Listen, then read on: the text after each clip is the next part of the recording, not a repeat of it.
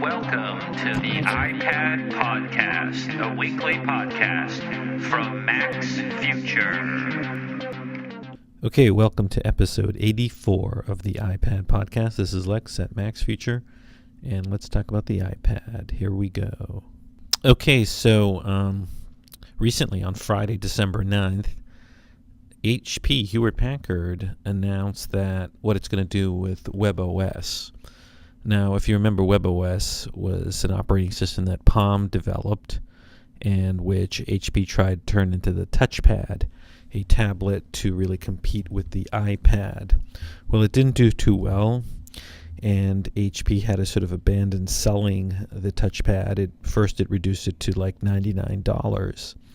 And then the guy who brought, a guy who was brought in after HP acquired Palm decided in the summer to get rid of WebOS as well as the PC business, and then he was booted out of HP, and then HP got a new CEO.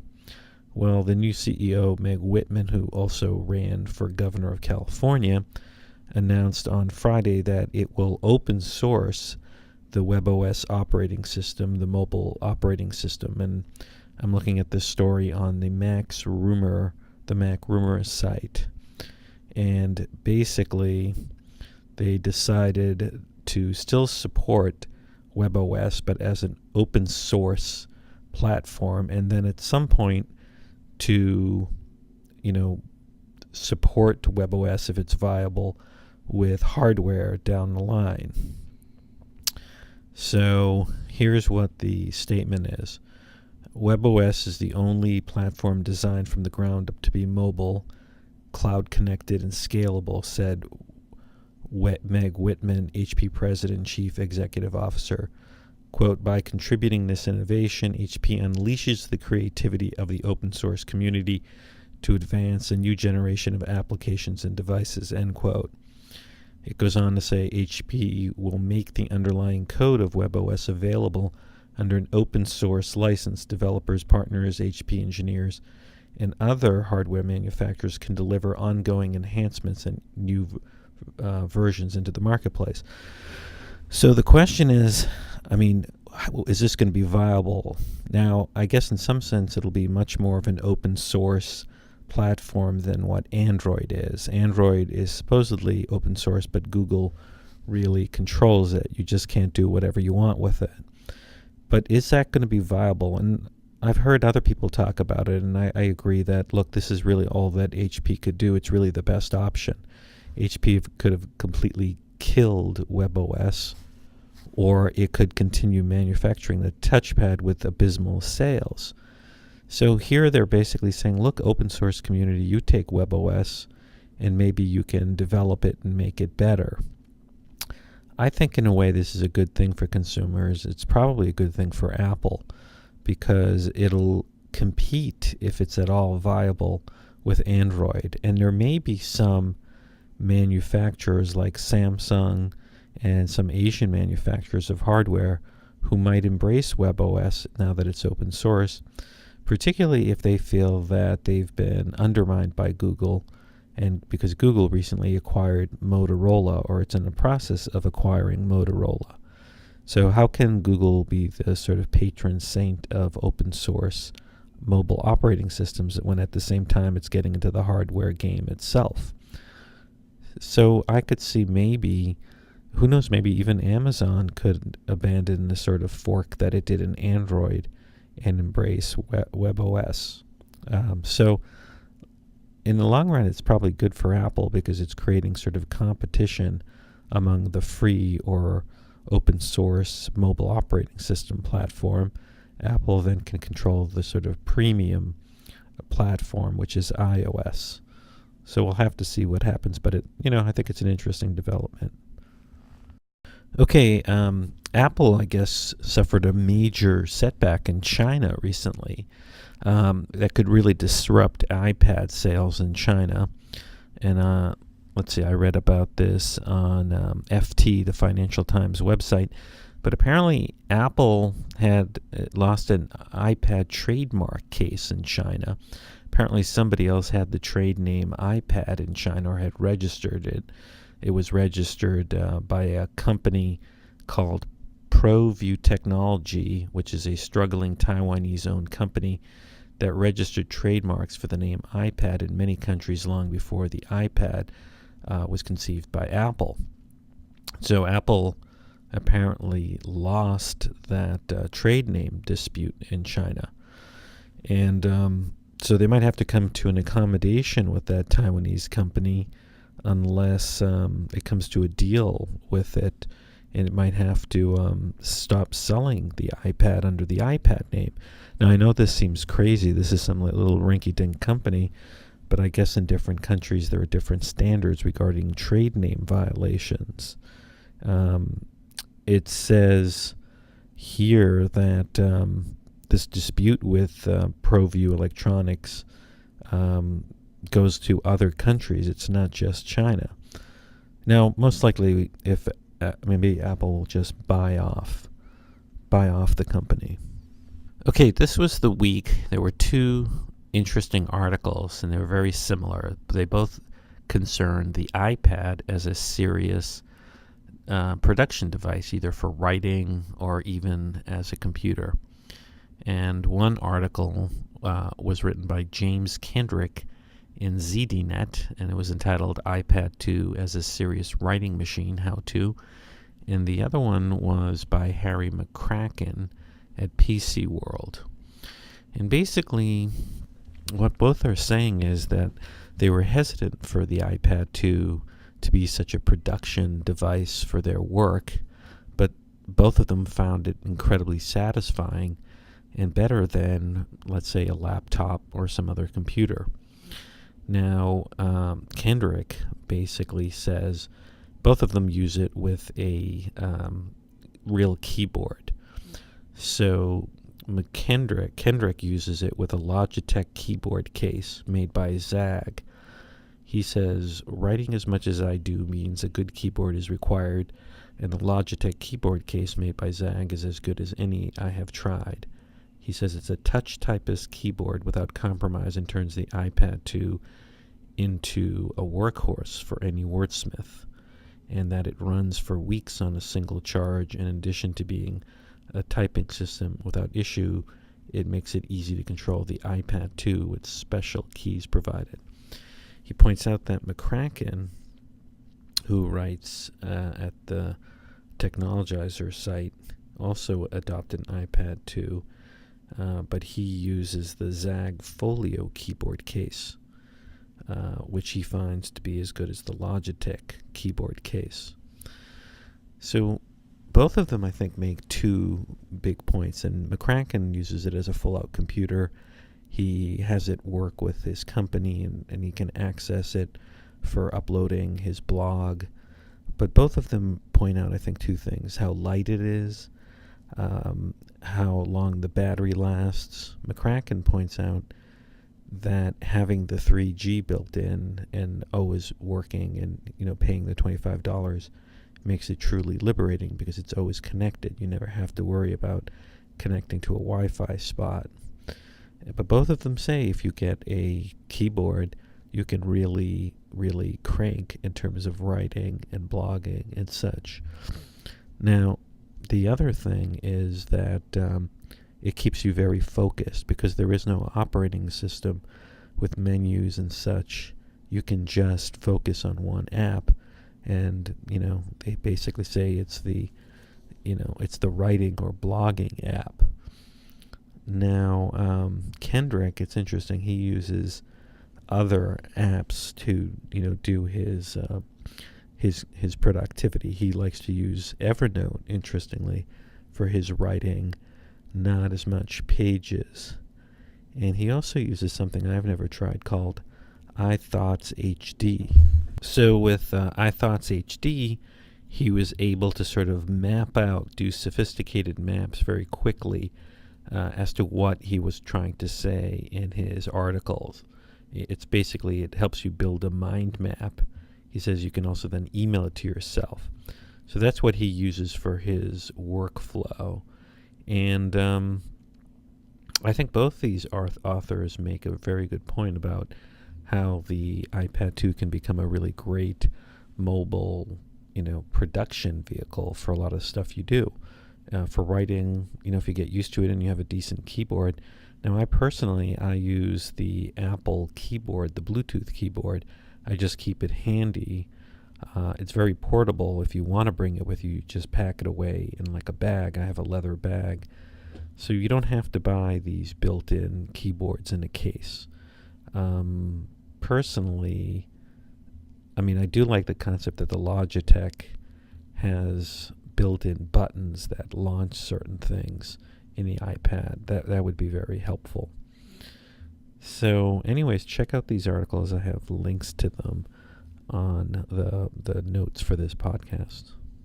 Okay, now one thing that we haven't gotten on the iPad 2 in a while, particularly with iOS 5, is a jailbreak. And what we've been looking for a long time is an untethered jailbreak, which is the ideal kind of jailbreak.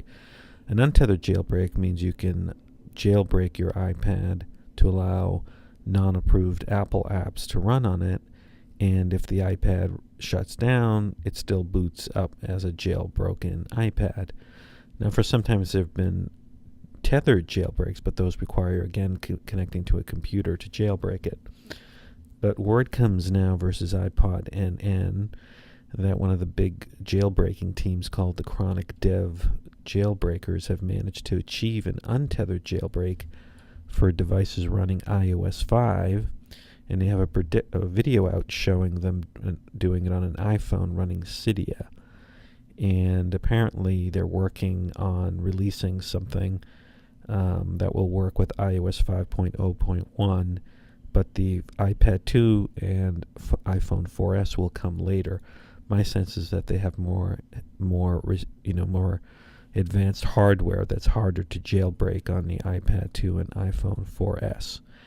So personally, I'm looking forward to it because there's not a lot of apps that I want that are jailbroken, but one that I'd like to have is a video screen recording app that I've used when the iPad has been jailbroken. That's called Display Recorder, and right now Apple doesn't allow any screen recording software on the iPad. You can just capture a picture of your screen using the power button and home button and holding them both down, but you can't do video recording. So that's one reason. I'd also like to sometimes tether my iPad to my computer, and you can't do any sort of tethering. AT&T doesn't provide any such service. So anyways, hopefully in the coming months we'll get some sort of untethered jailbreak. Okay, so The Street has a kind of annoying article that's really just looking for page views entitled 5 Gadgets Your Kids Want for Christmas. And the number one gadget, it seems to say, that kids want for Christmas is the iPad 2. But it's not like there's any sort of research. It's just sort of saying this is what kids want. So it's unclear, if this is involving any research. Now, the number 2, 3, 4, and 5 things that kids want, I'm not sure if kids want them. For example, they say number 2 is fisheye macro wide angle and telephone phone lenses, like for your iPhone.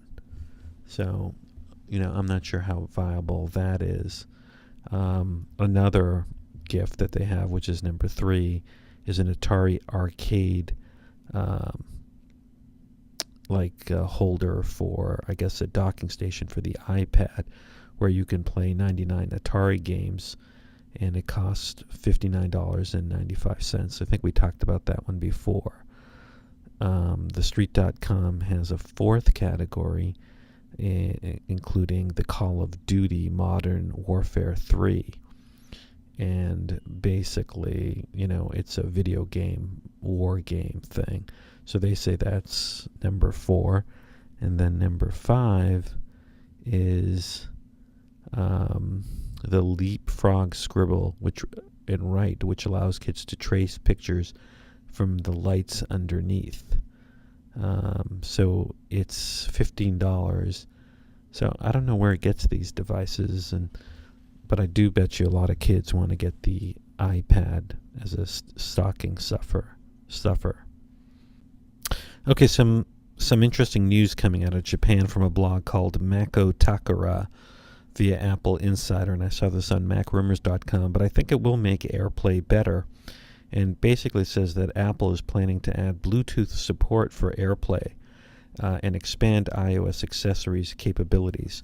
Now I'm a big fan of AirPlay. AirPlay is this technology where from an iOS device like an iPad or an iPhone, you can send video and other content wirelessly through Wi-Fi, through a local Wi-Fi network to an AirPlay-enabled device like the Apple TV, the most recent generation, as well as Apple Express and other devices that are on Wi-Fi. But right now it only works on Wi-Fi. And actually with an iPhone 4S and an iPad 2, you can mirror the entire device through AirPlay to the Apple TV, which is pretty cool if you have it hooked up to a big screen TV. But the problem is you need to have a wireless network. And I was always saying, wouldn't it be great if you could have it work with a device that has its own network built in? Now, a lot of devices have the ability to use Bluetooth, and there's a newer version of Bluetooth. And so supposedly AirPlay is now going to work with the newest version of Bluetooth, not to send video, but at least to send audio. So that would be very cool, because you could have your iPhone or iPad pair with Bluetooth, and that way send music over via AirPlay. Now there are some devices that already, like speakers that pair with the iPad using Bluetooth and stream music. So we're sort of already there already. Personally, I'd like to see it so that devices are made with Wi-Fi built in, so they create their own Wi-Fi network, and then you don't need a Wi-Fi router. I mean, I would like to see a TV be like that has AirPlay built in, and you just shoot it over. So anyways, according to this article, Apple's working on expanding the abilities of AirPlay. Okay, so Microsoft seems to be really getting into the iPhone and iPad game. We know previously there were stories out that Microsoft's developing a Microsoft Office app for the iPad. Now comes word from PCWorld that Microsoft has released Xbox-related apps for both the iPhone and iPad. This comes via PCWorld. It says, in a rather surprising move, Microsoft just announced the release of an official Xbox Live app for iOS. The universal app is free and formatted for both iPhone and iPad. It gives you the ability to access Xbox Live, and it has been a distinguishing... Previously, that was a distinguishing characteristic of Windows Phone 7. So it says the app itself is fairly basic, offering a few of the features you'll find in the Xbox Live Hub on Windows Phone 7. You can change your avatar's outfit. You can send messages to other live users. You can update your friends list, edit your live profile, and view or compare achievements. It says there's also homepage spotlighting videos to showcase games, and there's an interface which is much like Windows Phone 7.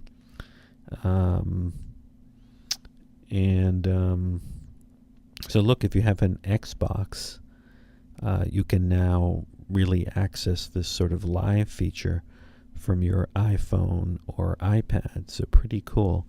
I wonder if one day Microsoft will port Xbox games to the iPad. Then it'll be a capitulation from Microsoft. Good news if you're shopping for Christmas and you're interested in getting an iPad. The blog TUAW reports that Apple has cut prices of refurbished iPad 2s. For example, you can get a 16 gigabyte iPad 2 with Wi-Fi for just $419. So this is $80 off of the full price. That's a pretty hefty discount. Yeah, you can get them both in black and white. And I always found, refurbished products from Apple are just as good as brand new because you get the same warranty and they look just the same. It could be that just somebody returned it, and the box is fresh. So frankly, if you can get an iPad 2 for $419 from Apple, it's definitely a good bargain. So I wouldn't be surprised as we go forward that there are additional discounts on other iPads, including the 3G versions and the ones that have more storage, like 64 gigabytes and 32 gigabytes. Okay, we're all sometimes passionate about the games we play on our iPad, but it seems that Alec Baldwin, the actor, got a little too passionate. And if you haven't noticed it yet on the major media, apparently Alec Baldwin was thrown off a plane for playing on his iPad. Now, I read about this in a Telegraph, but it was all over the news. But apparently he was on American Airlines plane, which was on the runway, and it was forced to turn back to the departure gate so that the airplane pilot could remove Alec Baldwin from the aircraft. And apparently he was playing the game Words with Friends, a puzzle game, and he didn't want to stop playing. And I guess the flight attendant told him to stop playing, and he wouldn't. And so he was thrown off. Now, here's the thing. I wonder why they're so strict about this on the airlines, because, everyone's got these electronic devices, whether they're BlackBerries, whether they're cell phones, whether they're the iPad or the iPhones. And I've been flying a lot, and I always shut it off, but like half the people aren't. And no plane has gone down. I know of no research that shows any plane has gone down. And I know there is some research that says that, it could potentially interfere. But the reality is, for the last 20 years, even though people are being told to shut off their devices, a large percentage are not shutting off their devices. And yet there's no evidence that any plane has been damaged or gone down. So I kind of feel bad for Alec Baldwin. I know what it's like. What's interesting is that while he was being told to shut off his iPad, other people were twittering or tweeting from the plane that he was being told to shut down the iPad. And so my sense is he was probably picked on because he was in a very visible area, probably in first class. So anyways, it's an interesting story. And what's sort of a sign of the times is that he was using an iPad, as the violating device. Until they change the rule, you should shut off your device when they tell you to. Okay, so the next story is kind of interesting. It's in the New York Times on December 9th in Gadget Wise by Brian Chen. Now, we all know, we've heard these stories about people tracking down their lost iPad through Find My iPhone, but here's an interesting twist on that. There's a woman who, named Kate Gold in New York, according to this article, who works for the Food Network and lives in New York, and she was shopping for new bathroom tiles with her husband at a store in the Flatiron District a couple of weeks ago when her iPad was stolen. I guess she had left it on the counter or something, and someone grabbed it and stole it. And much to her surprise, she received a text message on the Wednesday morning from a guy who was a salon owner who claimed he bought the iPad from a stranger at a salon for $250. And the person was able to track down Ms. Gold because, he realized it was stolen because there was the wallpaper of the iPad had a wedding photo of Ms. Gold and her husband. And so the guy who bought it recognized that the seller was not the person in the photo. So the guy was honest, I guess. He looked through the device and he found Miss Gold's email and phone number for her husband and sent him a text message offering his contact information to return the device.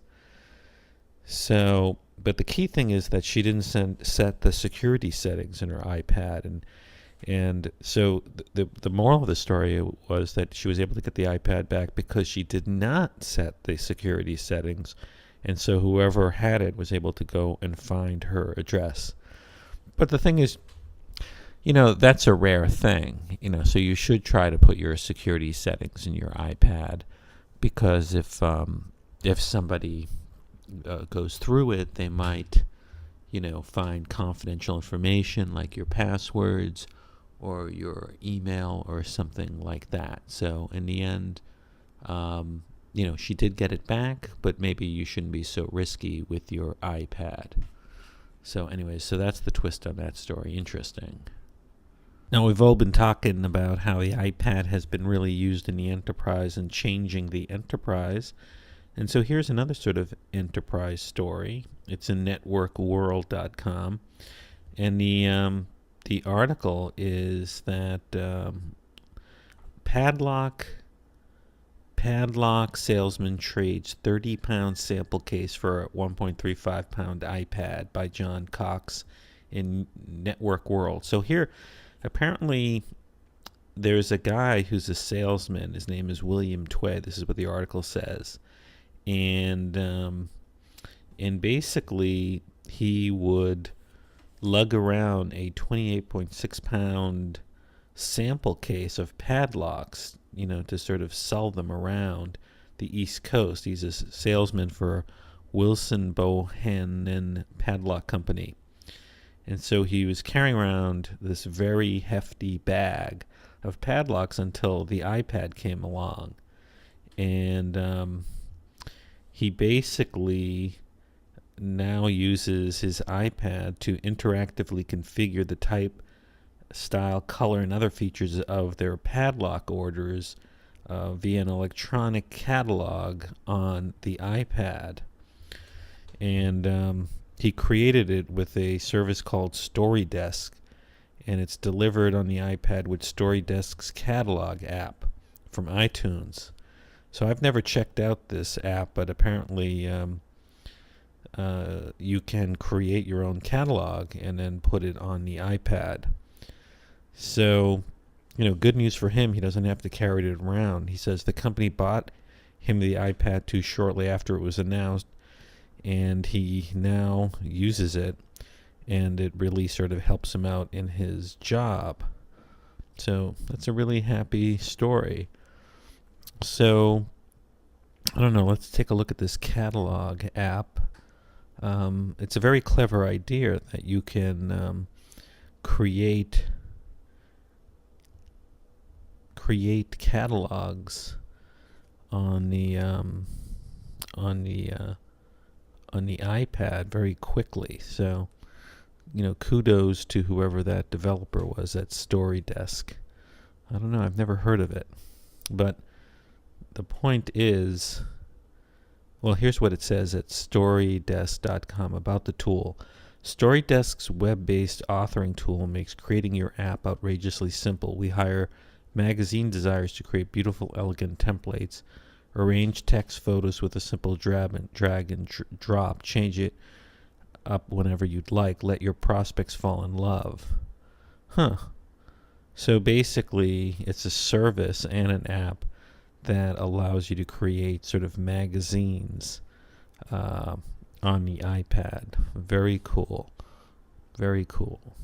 Okay, so now for some free stuff. One free thing that's available right now from Apple is an ebook. It's the Beatles Yellow Submarine ebook, and it's, I guess, available in the iBook store.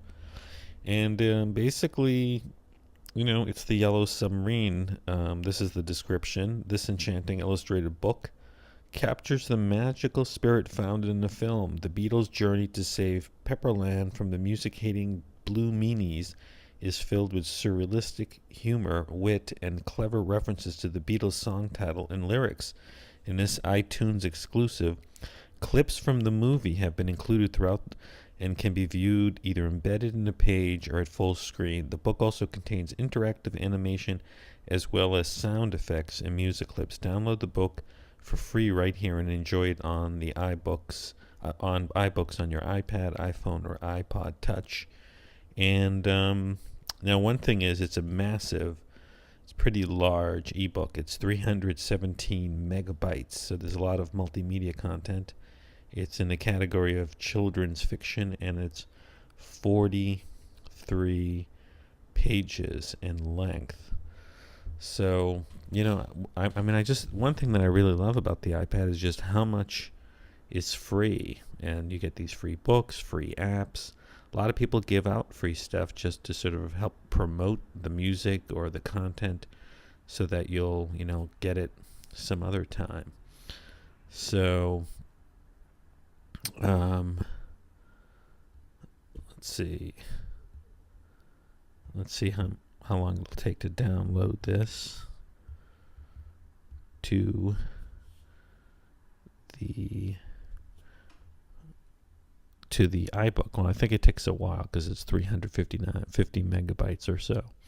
Anyways, check it out. It's called The Beatles' Yellow Submarine by The Beatles, and it's free.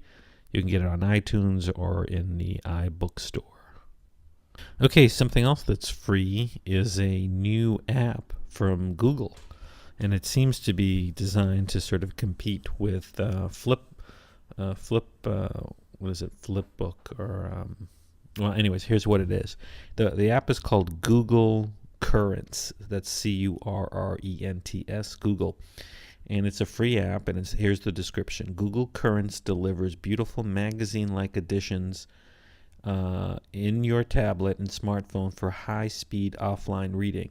Editions are all free and include publishers' editions. Publishers such as Forbes, TechCrunch, Saveur, Popular Science, Good, 500 Pixels, Fast Company, and more have produced hundreds of editions, including in-depth articles, videos, fine photography, slideshows, live maps, and social streams. And also, it has Google Trending editions. Google Current uses Google search technology to hourly build a set of editions tracking the 5 most recent trending stories in categories such as world, entertainment, sports, science, and more. Each story is presented through a fresh edition of articles, videos, and pictures. It also has your favorite blogs and feeds, and instantly turn your Google Reader subscriptions or any of your favorite blogs and feeds into a beautiful edition with a magazine feel. And it says each edition is available for high-speed offline reading and provides quick touch sharing. Google Currents self-adapts to different size phones and tablets. So, Google just seems to be dumping beautiful apps and content on the iPad and iPhone, and I wonder if Apple's getting a little annoyed. On the other hand, it's probably helping Apple, I guess, sell iPads if there's just so many great apps on it. So, I mean, I would definitely recommend downloading it. It's free.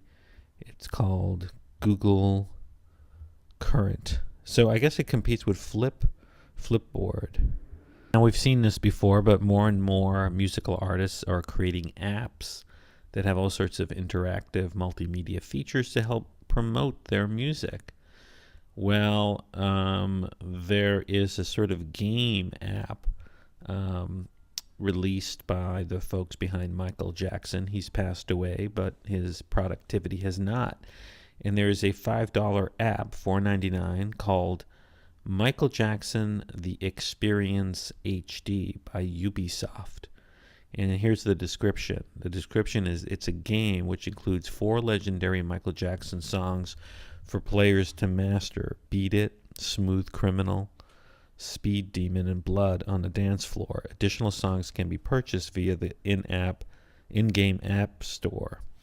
So it says here, experience the magic of Michael Jackson's iconic music videos and short films in this groundbreaking, high-definition rhythm game designed and optimized for the iPad.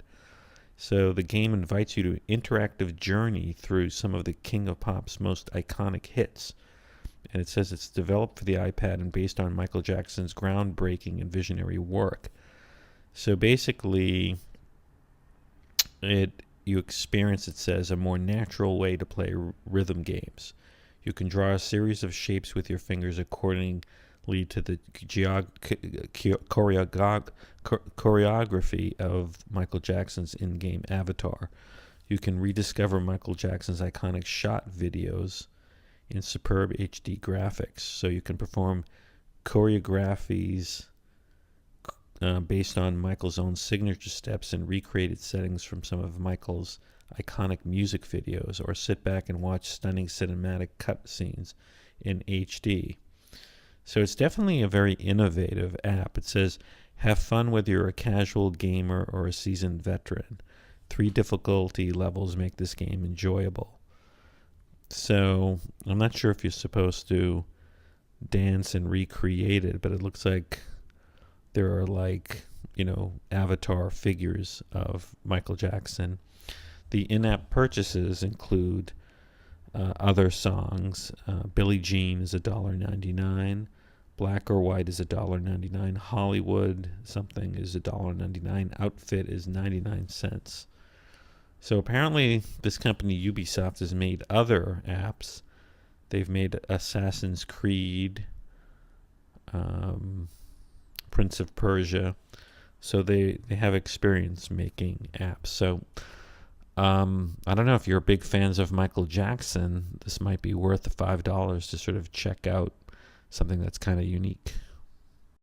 Okay, now we've seen a lot of music apps and apps that sort of recreate instruments that are already out there. But the next app is something I think a lot of hardcore synthesis and music professionals, people who are into sort of cutting edge, music, electronic music, are probably excited about, is an app called Lemur, Lemur, and it's made by a company called Line, Line. And it's expensive. It's $49.99, but apparently it's epic. And what is Lemur? And so here's the description. It says, Lemur is the legendary multi-touch MIDI OSC controller returns. All these major artists can't be wrong. Daft Punk, Bjork, Nine Inch Nails, Deadmau 5, MIA, Justice, Hot Chip, Orbital, Richie Houghton, The Glitch Mob, Matthew Hobart. So, I know some of these artists, in particular Nine Inch Nails, Daft Punk, and Bjork. So apparently this has been a device that has existed separate from the iPad for a long time. It says that major stadium touring acts use Lemur on stage. The original hardware version was introduced to the public in 2004, and Lemur software now benefits from nearly 10 years of development. These are just 2 of the reasons Lemur is the name cited when talking about multi-touch controller. So apparently with this app, Lemur is a professional iOS controller app that doesn't cut any corners. It lets you control anything any way you want. It says total flexibility means it can go as deep as you need it. Lemur can control DJ software, live electronic music performance software, studio production software, VJ software, virtual synthesis software, stage lighting, and more. In fact, any software or hardware that can be controlled by MIDI OSC can be controlled by Lemur. Now, MIDI is a technology that really pioneered the electronic music scene in the 80s. And what MIDI is are these little signals that go out over these channels, and a lot of devices are made to work with MIDI. So with like a keyboard or a controller, you can control what instruments are played by a MIDI device across the wire. But MIDI can also be used to control lighting, fading, multimedia. So basically, Lemur is a very powerful controller software, and can turn your iPad into a Lemur that controls through MIDI all sorts of devices. It says here, Lemur has often been imitated but never equaled. The physics engine, which can make faders and balls bounce, is entirely unique, allowing anything from a slight organic feel to absolutely chaotic modulation. Lemur goes deep. It comes with more than twice as many objects as comparable apps. So it basically has all these like apps which can sort of act as controllers, and it looks incredibly involved. So here it says, in terms of connectivity, it says simply connect your iPad, iPhone to your laptop over Wi-Fi and make the connection. Lemur also supports core MIDI, allowing you to use hardware interfaces such as Alessis's I/O dock or the iConnect MIDI or class compliant US MIDI interfaces with a camera connection kit. You can even control up to 8 computers from one iPad with Lemur. It says you can also do scripting, the Lemur editor is a cross-platform interface builder. It allows you to create new Lemur templates or edit existing ones. The drag and drop interface makes it easy to use. It allows you to create anything from the simplest set of faders to the most complex groove box with no hassle. So I also think a lot of multimedia artists would use this. Now, the people who comment, or I guess follow this, there's 7 reviews. They're highly enthusiastic. One person writes, "This is the moment I've been dreaming of ever since the iPad was first announced. Goodbye, touchable, grid, touch OSC. The development with Lemur is light years ahead. That being said, the Lemur is not for the faint of heart. Setup is not quite as easy as grid or touchable, which is super easy. I wouldn't recommend it to someone who needs a simple Ableton controller, or someone who is fairly new to Ableton MacRumors, but if you want cutting edge, this is it." Somebody else writes, "I would give this app 5, but it's difficult to set up. Customer service responds quick to your question, though. I was going to buy me the MPK49, and I'm glad I didn't." Somebody else writes, "The other review pretty much summed it up. Not for the casual user at all, but this is the real thing. I think I'm still in shock at how good a port it is. If you have an iPad and always long for a Lemur, this is it for you." Somebody else writes, "Game changer, a little tricky to get going at first, but it's the price you pay for such a high level of customization. A must if you're a MFL user." And then somebody else writes down, "Hands down the best app for iPad. I bought an iPad after seeing a Lemur, the hardware version being used by Bob Ostertag. I figure it was close enough. Until recently, it wasn't. Don't get me wrong for the price. Touch OSC is an amazing program, but nothing stands up to the Lemur app. This app is nothing short of mind-blowing incredible. Consider the original hardware Lemur was about $2,000 at its cheapest. This app alone makes the iPad worth buying if you're a serious musician. I would double the asking price if it weren't the last $100 on the planet. I'm so in love with the functionality of this app. However, it is not for the casual user. This is some advanced stuff. Took me quite a while to be able to use this program with Logic 9, but once you get it figured out, this thing is unstoppable. If you have an iPad and you're at all serious about music, buy this app. If you're serious about music but don't have an iPad, buy an iPad and then buy this app. You won't regret it. Promise." So this is pretty amazing. I mean, I used to dabble in music, but it seems to be this incredible controller that has been expensive and has existed for the last, 5 or 6 or 7 years, but it's now the iPad sort of makes it incredibly affordable, because you get an iPad and this $50 app, and you can do what this standalone hardware music controller used to be doing. I may purchase this and sort of experiment with controlling, I guess, music. Anyways, it looks interesting. Okay, if you're a lawyer, here's a nice app that will help you out on the iPad, and basically it's an enhancement to an app. Now, if you're a lawyer, you know there's 2 types of legal research services. One is Lexis and one is Westlaw.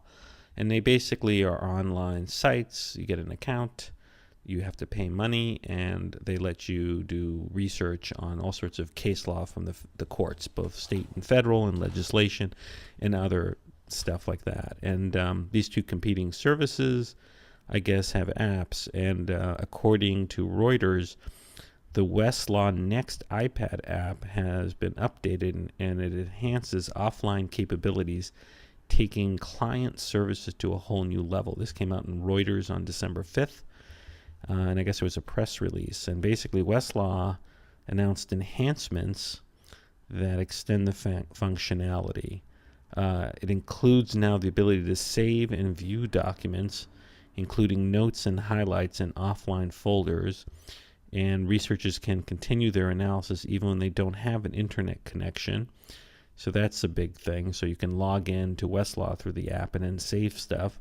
It says when a connection is reestablished, work done offline is automatically synchronized with the online application. The ability to have access to legal research even in the absence of a cellular broadband or Wi-Fi connection enables lawyers and other researchers to step up their client services. So that's kind of big. So if you're an attorney, obviously the app is free because you're paying for the service.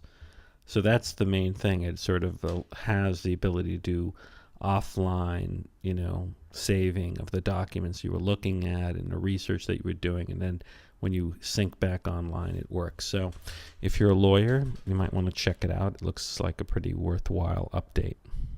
Okay, so if you're looking for a new stand or a case solution, there's a solution that the website TUAW.com highlighted the other day that kind of looks interesting. It's called the Walle, and it's described as a complete iPad stand mount and case solution. So it basically, I guess there's different prices. The Walle iPad case costs about $41, and it comes in white, black, or a clear shell, and it snaps onto the back of your iPad or iPad 2, and in the middle of the shell is a rounded X shape that is, I guess you can interchange things to connect with it. So if you're looking at a picture of the Walle, it basically has a little X-shaped plastic connection that you can snap things onto it. So you can connect things to it. So so you can, I guess you can it says here, for those who would like to mount the iPad on the wall, you can get the wall mount disc for $10. And you can also, I guess, connect a Visa adapter for $14.95, and so you can then have the iPad wall mounted via the Visa adapter. It says for propping up your iPad on a desk, Walle offers two solutions. The first is a tiny brushed aluminum kickstand called the Kick for $25. I guess, I don't know, around $25 or Australian dollars. And then you can use a standard Walle X mount. Using that X mount, you snap on to the back of the Walle the kickstand, and you can put it in different positions. And you can also snap on an iMac-styled pivot mount. It looks like the arm that holds up the iMac, and it comes with a hole for power or USB, and that's $59.95 in Australian dollars. So then they have something called the headrest, which can snap into it, and it uses aluminum fittings and the Walle X mount to secure the iPad to a headrest for back row viewing of movies. I guess that's on a car. And then you can also snap on the hand strap, which brings the Walle mount to a Velcro adjustable strap for comfortable hand carrying of your iPad. And then there's also something that's coming called the Walle Lock, which uses the wall mount disc, the Walle case, and the special enclosure to attach your iPad securely to a surface. So it seems like Walle's just sort of a whole system of connections and ways to mount your iPad. So it has a case and stands, and you can get all these accessories. So if you're looking to do all sorts of complex things in terms of attaching your iPad to things, the Walle mount and combination seem to be some sort of solution. I mean, it looks like it's going to run you into a few bucks because there are so many different things, but if that's what you're looking for, you might want to check it out.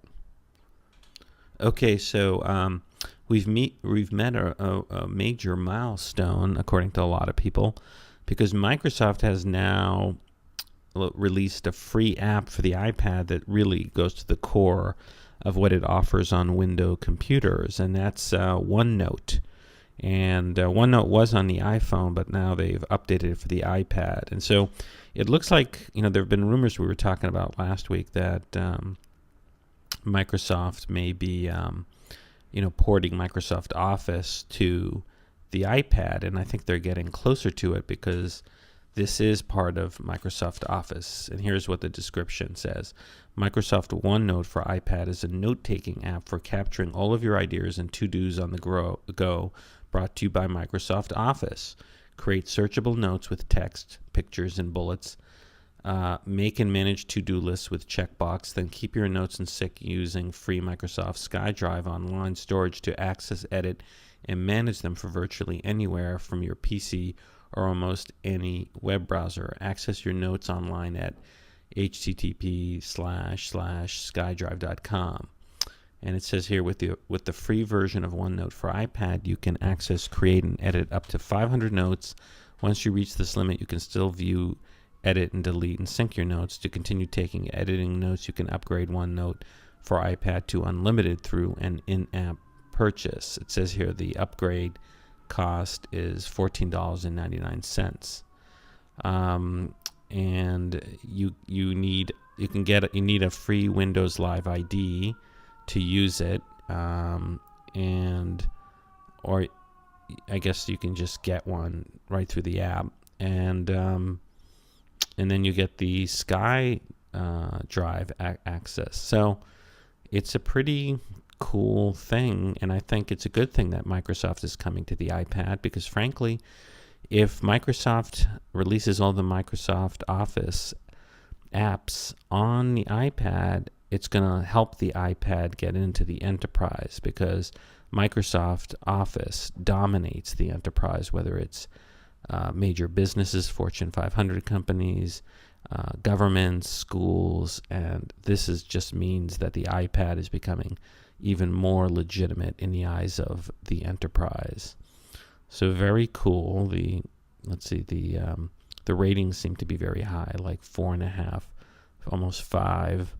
I'm going to test it out. I've downloaded it. I don't have an account yet, but I'm going to try it out and see how it is. Okay, so thanks for listening to episode 84 of the iPad podcast. I recorded this on Monday, December 12th, because frankly, I usually record on Sunday, but as you can hear, I'm still a little bit under the weather, and I wasn't really up for recording yesterday. And this is, iPad episode 84. Thanks for listening. Remember, this is a chit-chat free podcast. Any support that you can give it by giving positive reviews on YouTube, Blip TV, or iTunes Store would be greatly appreciated. Thanks for listening.